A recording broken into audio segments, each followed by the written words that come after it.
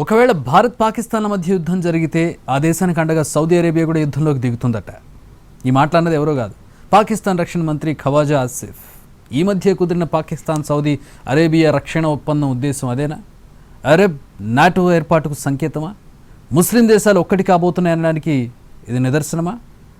Pakistan Saudi Arabia రక్షణ ఒప్పందంపై పాక్ రక్షణ మంత్రి ఖవాజ్ ఆసిఫ్ కీలక వ్యాఖ్యలు చేశాడు. ఓ టీవీ ఛానల్ తో మాట్లాడిన ఆసిఫ్, పాక్ భారత్ మధ్య ఉద్రిక్తతలు తలెత్తినప్పుడు సౌదీ అరేబియా సైన్యం మీకు తోడుగా నిలబడతాయా అన్న ప్రశ్నకు ఖచ్చితంగా అందులో ఎలాంటి సందేహం లేదు అని ఖవాజా సమాధానమిచ్చాడు. పాక్ సౌదీ అరేబియాలు ఏ దేశాన్ని దురాక్రమణదారుగా పేర్కొనలేదని, ఈ ఒప్పందం కేవలం ఇరువైపులా ఒక రక్షణ గోడ లాంటిదని చెప్పారు. రెండు దేశాల్లో దేని మీదైనా మరో దేశం దాడికి పాల్పడితే సంయుక్తంగా పరిష్కరించుకుంటామని ఖవాజా ఆసిఫ్ తెలిపాడు. ఈ ఒప్పందం దురుద్దేశంతోనే చేసుకున్నది కాదు, కానీ ఎవరైనా తమను బెదిరించాలని చూసినప్పుడు కూడా ఇది అమల్లోకి వస్తుందన్నాడు ఆసిఫ్. పాకిస్తాన్ దగ్గరున్న అణ్వాయుధాలను సౌదీ కూడా ఉపయోగించుకోవచ్చని తెలిపారు.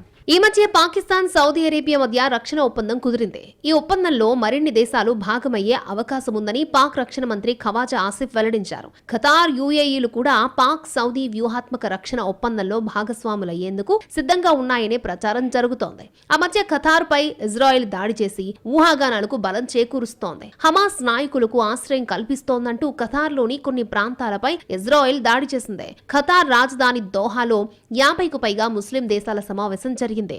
ఈ సమావేశంలో అరబ్ నాటో ఏర్పాటు గట్టిగా డిమాండ్లు వినిపించాయి. ఆ డిమాండ్లు కొనసాగుతూ ఉండగానే పాకిస్తాన్ సౌదీ సమగ్ర రక్షణ ఒప్పందం తెరపైకొచ్చింది.